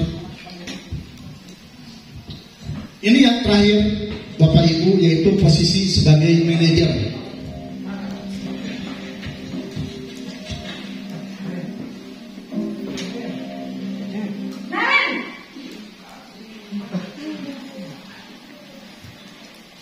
Selamat pagi Bu. Selamat pagi Naren. Maaf Bu, saya terlambat. Iya, sekolah masuknya jam 7. Sekarang Nah, di sini menunjukkan muka yang tegas, datar tapi tegas gitu. Ada wibawanya. Saya lupa tahu. Siswa. Saya semalam Baiklah, menurut kamu, keyakinan sekolah yang mana yang perlu kamu tingkatkan? menghargai diri sendiri dan orang lain mungkin ya Bu. Setuju. Jadi, apakah Naren meyakini prinsip saling menghormati tersebut? Iya Bu, saya meyakininya. Apakah Naren bersedia memperbaiki masalah keterlambatan ini? Bersedia Bu. Bagaimana kamu akan perbaiki masalah keterlambatan ini? Saya akan coba untuk tidak lupa menyetel alarm saya Bu. Baik, kalau Naren lupa menyetel alarm di rumah, ada orang yang kira-kira bisa bantu mengingatkan tidak? Ada Bu, kakak saya, Kak Emma. Ada lagi selain Kak Emma? Selain Kak Emma, ada ibu saya. Baik, jadi yang mengingatkan Naren adalah Kak Emma dan ibu kamu ya? Kira-kira akan mulai set alarm kapan Naren? Setelah pulang sekolah, akan segera saya lakukan. Baik, jadi Naren akan setel alarm untuk bangun besok pagi dan akan diingatkan oleh kakak dan ibunda Naren ya. Ada lagi yang mungkin perlu dilakukan Naren agar tidak terlambat bangun lagi? Tidak ada Bu. Baik Naren, terima kasih untuk kerjasama kamu. Sekarang kamu perlu kembali ke kelas untuk belajar. Baik Bu, terima kasih. Nah, Bapak Ibu di sini karena kesiangannya itu baru pertama kali itu, jadi di sini tidak ada memberikan hukuman, gitu ya. Namun menanyakan dulu keyakinan. Jadi dengan kesan supaya siswa itu mandiri, ingin memperbaiki dirinya atau tanggung jawab atas kesalahannya. Kemudian mencari solusi bersama-sama. Mencari solusi. Jadi menanyakan keyakinan terlebih dahulu. Kemudian ya maksud di sini keyakinan sekolah gitu. Dalam artian ada tata tertib sekolah gitu yang udah disepakati. Setiap upacara gitu kan ada janji siswa ditanyakan. Jadi guru lebih mendorong siswa untuk mandiri, untuk lebih memahami apa aturan-aturannya sendiri. Jadi bukan kita sebagai penegak hukum dalam artian kita yang memberi hukuman, tapi mereka yang mengingat tentang konsekuensinya, mengingat tentang aturannya. Jadi kita lebih menanyakan. Kemudian kita mencari solusi bersama-sama supaya kesalahan itu tidak diulangi lagi. Di sini sehingga murid menjadi mandiri. Murid dapat memecahkan masalahnya. Masalah dia itu kesiangan. Apa sih masalahnya? Kemudian apa solusinya? Dipecahkan bersama-sama dengan guru. Nah di sinilah guru sebagai pamong dengan sistem among membimbing siswa ke jalan yang lebih baik lagi. Dan terakhir, murid dapat mengevaluasi diri bagaimana menjadi diri yang lebih baik. Nah itulah posisi kontrol dari mulai yang pertama penghukum, yang kedua pembuat bersalah, kemudian yang ketiga teman, yang keempat pemantau, dan yang kelima sebagai manajer. Di sini Bapak Nadiem Makarim, Menteri Pendidikan, melihat dari filosofi Ki Hajar Dewantara, mencoba merangkul guru-guru, mengajak guru-guru supaya bisa memposisikan dirinya sebagai seorang manajer untuk menciptakan budaya positif di sekolah. Dan materi yang terakhir, Bapak Ibu, sedikit di sini ada gambaran mengenai segitiga restitusi untuk menghadapi siswa-siswa yang bermasalah. Di mana segitiga restitusi ini dari dosennya telah merancang sebuah tahapan untuk memudahkan para guru dan orang tua dalam melakukan proses untuk menyiapkan anaknya melakukan restitusi. Restitusi di sini bukan dalam artian menghindari hukuman gitu ya, tapi mengadakan keyakinan supaya kesalahan tersebut tidak diulangi lagi. Seperti itu. Ada 3 tahapan segitiga restitusi. Yang pertama adalah menstabilkan identitas. Ketika ada anak yang salah, kita stabilkan identitas terlebih dahulu. Bukan berarti membenarkan kesalahan mereka, tapi menstabilkan supaya anak tidak down, artinya tidak menjadi identitas yang gagal. Kita bisa menanyakannya, ada cara-caranya, nanti dijelaskan. Kemudian yang kedua menanyakan keyakinan, yang ketiga yang kedua validasi tindakan yang salah, divalidasi, kemudian menanyakan keyakinan. Nah, yang pertama menstabilkan identitas di sini. Untuk mengubah identitas anak dari orang yang gagal menjadi orang yang sukses, Bapak Ibu, ya. Di sini kita bisa menstabilkan dulu siswa tersebut. Jadi tidak apa-apa berbuat salah. Masih banyak orang yang suka berbuat salah. Manusia itu tempatnya salah, gitu kan? Manusia itu tidak sempurna. Kita terkadang kita selalu berbuat dosa, berbuat kesalahan. Jadi distabilkan dulu. Bukan di sini tidak tertarik mencari siapa yang salah, tapi mencari solusi dari permasalahan ini. Kemudian, apakah kamu menjadi teman yang baik buat diri kamu sendiri? Jadi, bisa ambilkan dulu. Jadi bukan kalau ada yang salah, misalkan ada yang berantem ini, langsung bawa mereka, pasti down, pasti melakukan lagi kesalahan, pasti melakukan lagi tawuran. Ada anak yang terlihat misalkan merokok di sekolah, panggil, langsung ulangi lagi. Namun di sini ada segitiga restitusi supaya tidak mengulangi lagi. Yang pertama stabilkan dulu.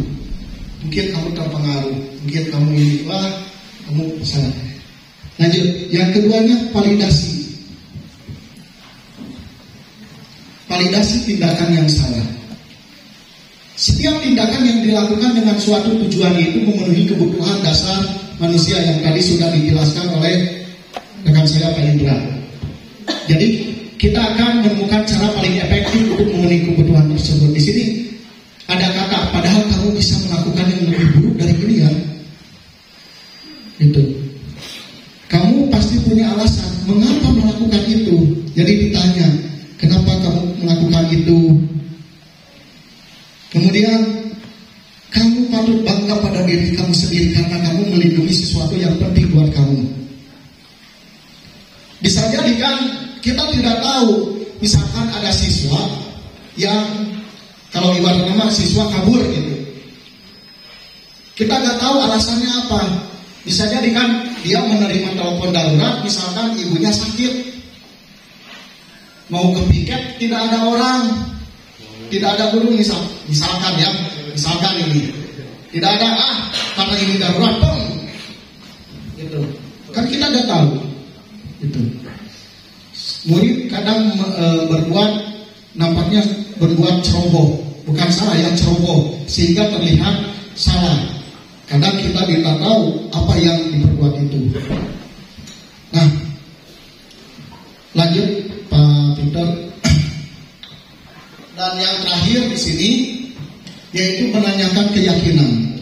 Setiap identitas sukses telah tercapai langkah 1, kemudian maka akan siap dihubungkan dengan nilai-nilai yang dipercaya. Jadi menanyakan keyakinannya. Apa yang kita percaya sebagai kelas atau keluarga? Apa nilai-nilai umum yang telah kita sepakati? Nanti di materi terakhir dari Bu Ulpah ada keyakinan kelas. Dan ini sebagai akhir di segitiga restitusi itu menanyakan keyakinan kelas. Seperti tadi yang posisi manajer, keyakinan yang telah kita sepakati itu seperti apa. Jadi anak digali. Jadi ditanyakan dulu keyakinannya. Kalau dia ingin menjadi orang yang sukses. Nah, itu karena waktu juga Bapak Ibu yang hebat. Mungkin ini sampai di sini dulu. Nanti saya akan, ini ada YouTube ya. Nanti akan saya bagikan di grup keluarga mengenai contoh segitiga restitusi. Saya akan bagikan. Tadi lupa lagi HP-nya di mana. Oh ini. Nanti saya bagikan link YouTube-nya di grup keluarga karena mungkin waktu. Mudah-mudahan budaya positif bisa kita terapkan di sekolah tercinta kita dan sekolah kita menjadi sekolah yang berkualitas, lebih banyak mencetak murid-murid yang berkualitas dan kita menjadi guru-guru yang hebat, guru-guru yang teladan, yang dicintai oleh murid, tidak dibenci oleh murid, dan akhirnya kita semua bisa menghasilkan sumber daya manusia yang berkualitas. Terima kasih Bapak Ibu semuanya atas perhatiannya. Assalamualaikum warahmatullahi wabarakatuh. Terima kasih kepada Bapak Dedi Rushyandi SPDGR yang sudah menyampaikan materinya mengenai posisi kontrol restitusi dan segitiga restitusi. Bagaimana Bapak Ibu, masih semangat? Harus semangat ya, karena kita sudah ada di penghujung materi, yaitu mengenai keyakinan kelas yang akan saya sampaikan sendiri. Karena mungkin waktunya juga sekitar kurang lebih 15 menit lagi ya, mudah-mudahan bisa tersampaikan dengan baik.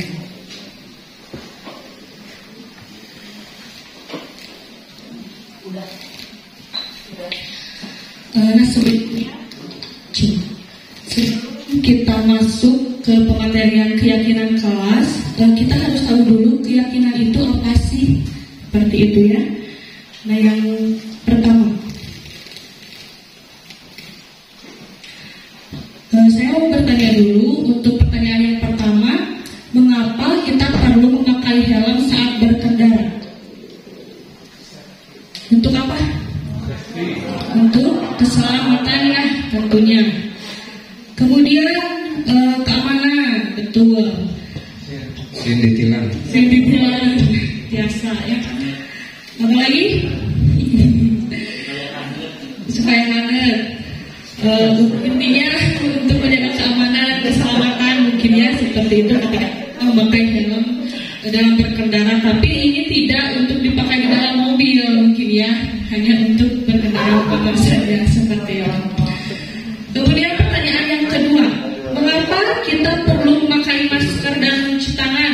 Kemarin-kemarin sempat viral yang COVID itu. Kenapa? Alasannya untuk apa? Tidak seperti Pak Arfi sering-sering.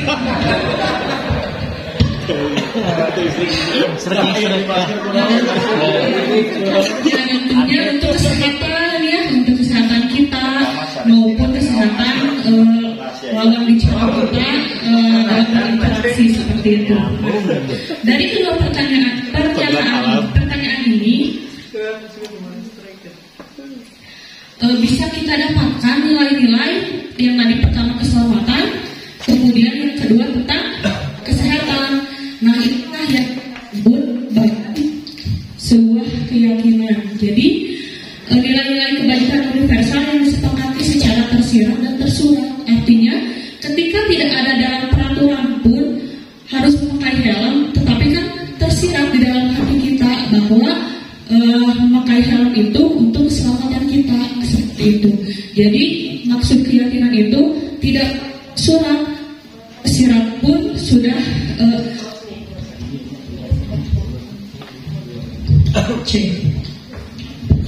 jadi tidak tersurat pun atau tidak tertulis pun sudah kita yakini bahwa hal itu harus kita lakukan.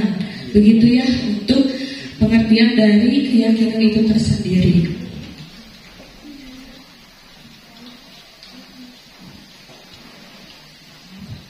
Nah, jika kita sambungkan dengan keyakinan kelas, artinya keyakinan kelas ini merupakan salah satu disiplin positif yang bisa kita terapkan dalam membangun budaya positif di sekolah. Jadi untuk ruang lingkup kecilnya kita buat keyakinan kelas itu di dalam kelas-kelas masing-masing dan nantinya akan menimbulkan atau menghasilkan secara keseluruhan keyakinan sekolah. Jadi keyakinan satu sekolah dari keyakinan-keyakinan kelas itu tersendiri. Kemudian selanjutnya tujuan keyakinan kelas ini untuk apa?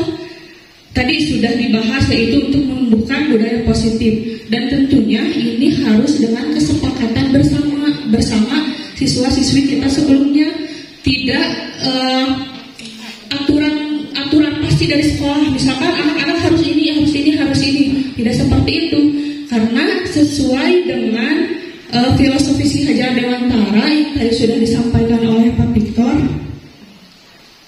Di antaranya salah satunya yaitu tentang berpihak pada anak di poin nomor 5. Nah, keberpihakan pada anak ini salah satunya itu tadi, membuat keyakinan kelas yang disepakati bersama sesuai dengan keinginan siswa, sesuai dengan kodrat zamannya siswa, dan tentunya dituntun oleh kita sebagai gurunya, bukan dituntut ya, tapi dituntun untuk membuat sebuah kesepakatan kelas yang nantinya berpihak pada anak tanpa adanya paksaan dari kita sebagai guru, karena kan kita juga sekarang sudah bukan menganut ya, tapi sekolah merdeka seperti itu kan ya, artinya anak itu bukan merdeka sesuai keinginan anak berlaku seperti apa, tetapi ada tuntunan dari kita. Tapi kita juga mengembalikan pada anak seperti apa sih pembelajaran yang ingin kalian laksanakan, tentunya seperti itu.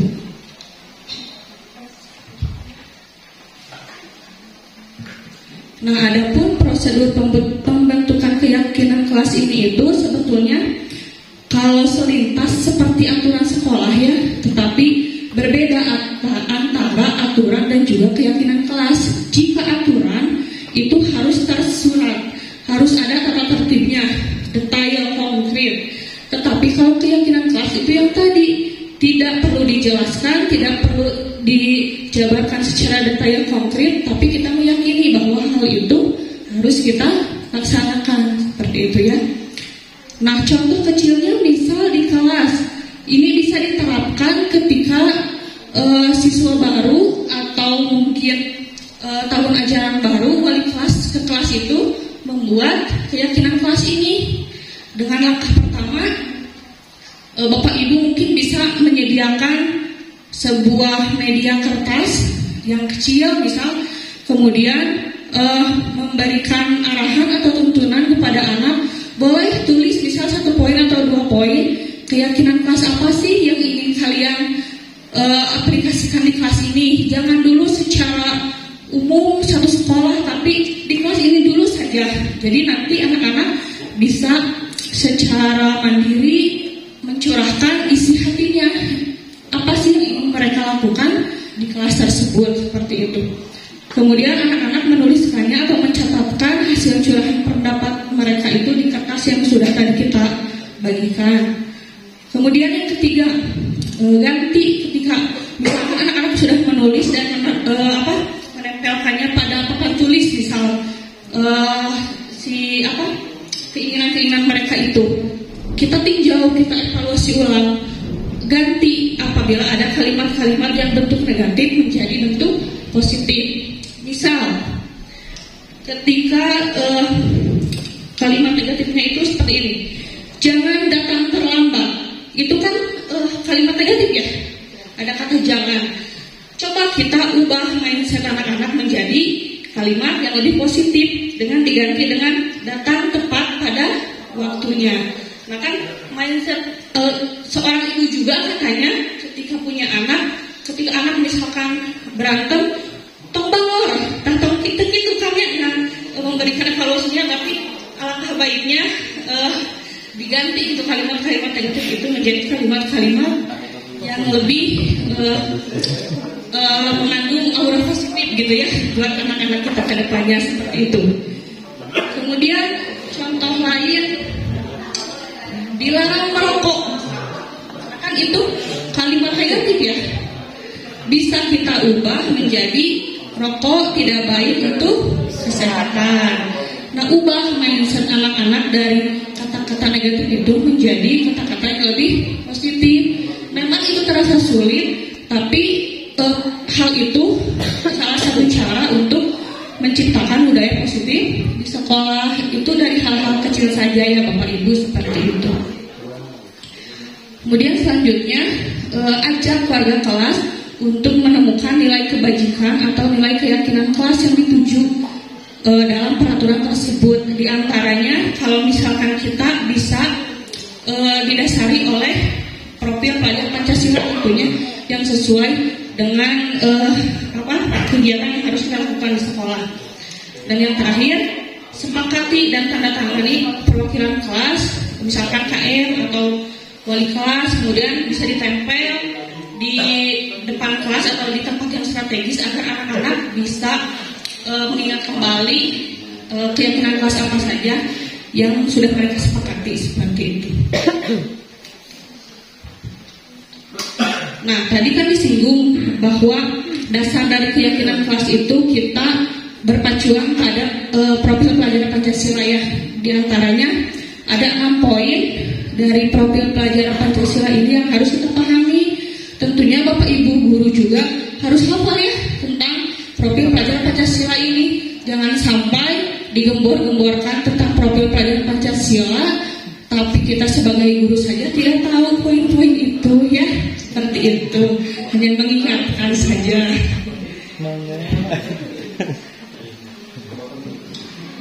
Nah, yang pertama, misal dari poin profil pelajaran Pancasila tentang beriman, bertakwa, dan berakhlak mulia.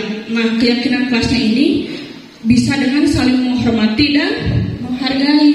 Ini kan tidak perlu dituliskan dalam peraturan ya, tetapi sudah kita yakini bahwa saling menghormati dan menghargai itu harus kita laksanakan di sekolah, seperti itu ya.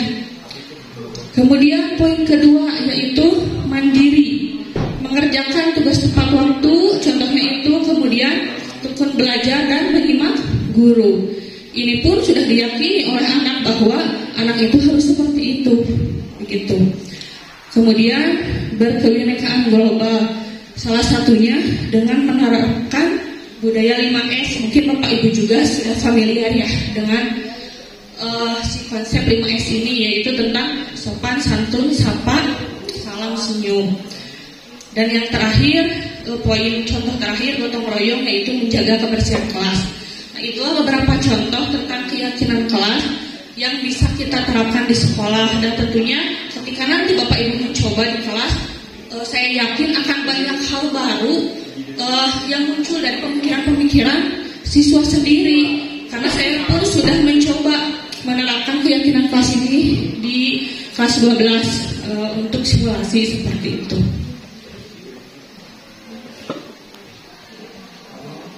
Dan ini ada sedikit cuplikan video tentang keyakinan kelas yang sudah saya laksanakan. Nah, ini tadi saya coba untuk membagikan kertas-kertas kecil gitu ya, supaya anak menuliskan keyakinan-keyakinan kelas apa yang mereka laksanakan di kelas, seperti itu.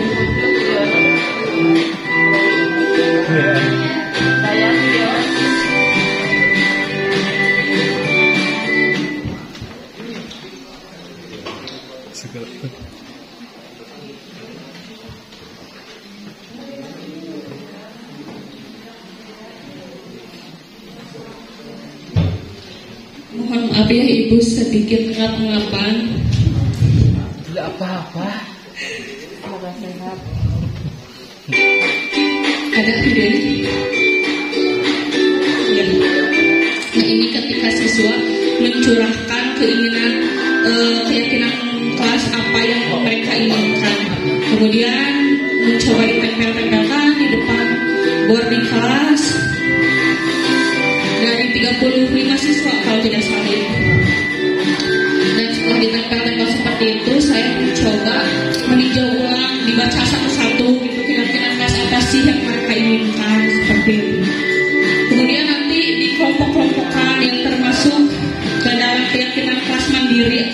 saja, kemudian gotong royong apa saja, seperti itu.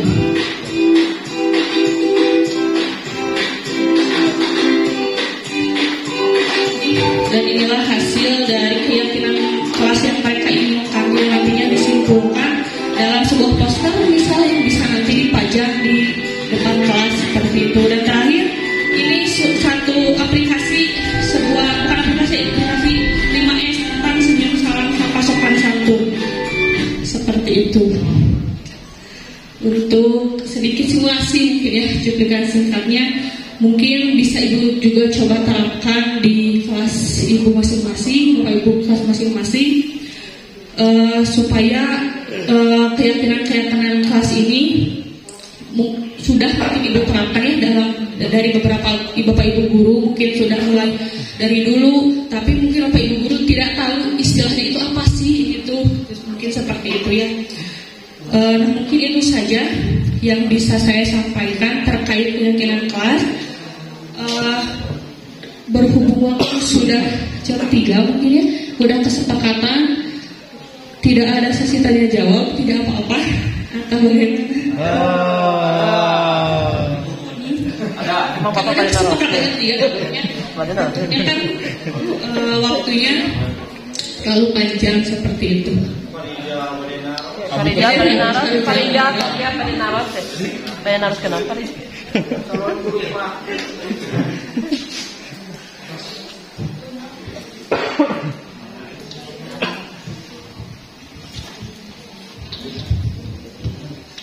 Mau ditutup saja ya acaranya atau bagaimana? Aceh boleh naruh? Tidak ada. Baik Bapak Ibu guru yang saya hormati, mohon maaf bukannya tidak ingin membuka sesi tanya jawab ya, karena mungkin waktunya juga sudah jam 3. Mungkin saya tutup saja acara diseminasi aksi nyata budaya positif 1 ini. Tadi kita ulas kembali apa yang sudah Pak jelaskan mengenai perubahan paradigma belajar. Tentunya kita sebagai guru harus mengetahui dulu dasar dari pendidikan itu seperti apa, kemudian pendidikan pada zaman sekarang itu seperti apa. Jangan sampai paradigma pendidikan itu kita masih mengikuti yang lalu tapi tidak terupdate dengan pendidikan atau aturan pendidikan pada saat ini, seperti itu. Kemudian tadi materi kedua, kebutuhan dasar manusia dan motivasi perilaku manusia. Artinya kita harus mengetahui dulu karakter anak itu seperti apa, bagaimana anak-anak itu harus ditreatment oleh kita. Jangan sampai kita salah mentreatment anak sehingga anak tidak merasa betah di sekolah. Karena kalau anak tidak merasa betah di sekolah, artinya itu merupakan salah satu, bukan kegagalan ya, kesalahan kita juga mungkin kenapa anak merasa tidak nyaman di sekolah, seperti itu. Kemudian yang ketiga, tadi dari Pak Dadi sudah begitu jelas dan gamblang ya mengenai posisi kontrol, restitusi dan segitiga restitusi. Mudah-mudahan kedepannya dari Bapak Ibu guru sekalian, bukan hanya dari Bapak Ibu senior, bahkan kita juga ya sebagai guru yang baru, guru-guru muda, bisa lebih bijaksana lah bagaimana cara menghukum atau memberikan konsekuensi kepada anak. Jangan sampai kita salah kaprah dalam menyampaikan atau memberikan hukuman kepada anak. Karena jangan salah, anak itu ketika kita marah kepada anak kan nggak tahu apakah itu membekas di hatinya hingga nanti, kan kita nggak tahu seperti itu. Jadi jangan sampai kita salah memberikan hukuman atau konsekuensi kepada anak, seperti itu ya.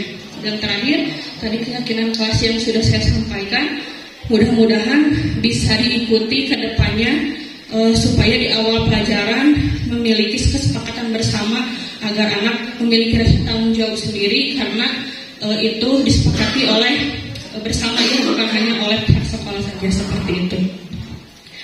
Nah, mungkin itu Bapak Ibu guru sekalian yang bisa kami sampaikan. Mudah-mudahan materi yang kami sampaikan pada saat ini bisa bermanfaat, bisa lebih di-sharekan kepada rekan-rekan guru yang lainnya yang mungkin tidak hadir pada hari ini, bisa di-sharekan juga kepada anak-anak, kepada siswa-siswa kita tentunya ke depannya. Dan juga saya berharap, bukan saya, tapi mungkin semuanya berharap ada lagi penerus nanti calon guru penggerak angkatan selanjutnya yang masih menunggu panggilan ataupun masih dalam tahap penilaian. Jadi tidak hanya kami berempat saja, karena untuk menggerakkan sekolah itu harus semuanya ya, tidak bisa hanya 1 atau 2 orang, apalagi dengan keterbatasan kita 4 orang dan saya wanitanya cuma 1 gitu ya. Mudah-mudahan kedepannya wanita semakin di depan lah, bukan hanya saya saja seperti itu ya. Mungkin itu saja yang bisa saya sampaikan. Mohon maaf atas segala kekurangan dari kami dan kelebihannya mudah-mudahan bisa diterima. Wabillahi taufiq wal hidayah. Assalamualaikum warahmatullahi wabarakatuh.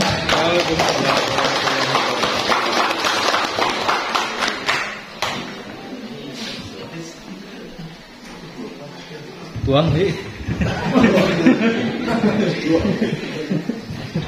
Sedikit barangkali Bapak dan Ibu, saya dari apa yang tadi dipaparkan oleh para calon penggerak, kalau kemarin-kemarin saya sudah berupaya untuk apa yang sebetulnya apa yang materi tadi disampaikan itu sudah menjadi suatu harapan saya. Kalau dulu saya sudah ngobrol-ngobrol tetapi masih tidak bisa terimplementasikan, alhamdulillah dengan adanya calon guru penggerak yang tadi sudah begitu gamblang menyampaikan, saya berharap kepada kita atau kepada Bapak dan Ibu, kita pernah saya katakan kita harus samakan frekuensi kita untuk mengubah bagaimana perilaku pelayanan kita terhadap anak didik, yaitu ini terus terang ini pengalaman pertama yang saya dapatkan, dan materi yang pertama itu materi yang sangat menyentuh barangkali apa yang harus kita lakukan, apa yang kemarin kita lakukan ternyata mungkin ada di antara kita, ternyata kemarin yang kita lakukan itu tidak sesuai. Marilah kita bismillah, barangkali kita sama-sama berhijrah dari apa yang pernah kita lakukan. Dengan adanya pencerahan materi ini bisa lebih lagi bagaimana memanusiakan manusia, begitu ya. Tadi bagaimana menghargai anak, bagaimana menciptakan anak tadi supaya betah di sekolah tadi dengan ada kesepakatan dan sebagainya. Sekali lagi mudah-mudahan ini menjadi inspirasi, menjadi motivasi Bapak dan Ibu supaya materi ini terus terang bisa diimplementasikan, sehingga tidak ada lagi istilahnya anak tidak merasa betah di sekolah. Karena salah satu kekurangan yang perlu saya tekankan sekali lagi di PBD kita atau di rapat mutu SMA Negeri 4 Garut, salah satunya di poin yang kelima itu adalah tentang psikologis murid itu nilainya rendah ya. Nah, mudah-mudahan dengan adanya materi ini di tahun yang akan datang, kalau ada pelaksanaan lagi yang namanya asesmen nasional itu bisa ditingkatkan dan itu tidak menjadikan nilai yang rendah. Jadi sekali lagi saya ucapkan terima kasih. Saya amat sangat bangga kepada calon guru penggerak yang berada di depan. Tetap semangat ya, karena tadi kalau kita yang tidak merubah, ya harus siapa lagi? Makanya terus saya dorong kepada semua untuk mengikuti guru penggerak, karena kita tidak bisa hanya dengan 4 orang ya, tapi kalau bisa semuanya sama-sama ya. Tetapi bukan berarti semua harus menjadi guru penggerak, tetapi semua ada niatan dari apa yang tadi sudah disampaikan dan kita implementasikan. Itu barangkali dari saya. Sekali lagi terima kasih Bapak dan Ibu calon guru penggerak SMA Negeri 4 Garut. Semoga sukses dan bisa membawa perubahan ke arah yang lebih baik lagi untuk SMA Negeri 4 Garut. Terima kasih. Assalamualaikum warahmatullahi wabarakatuh.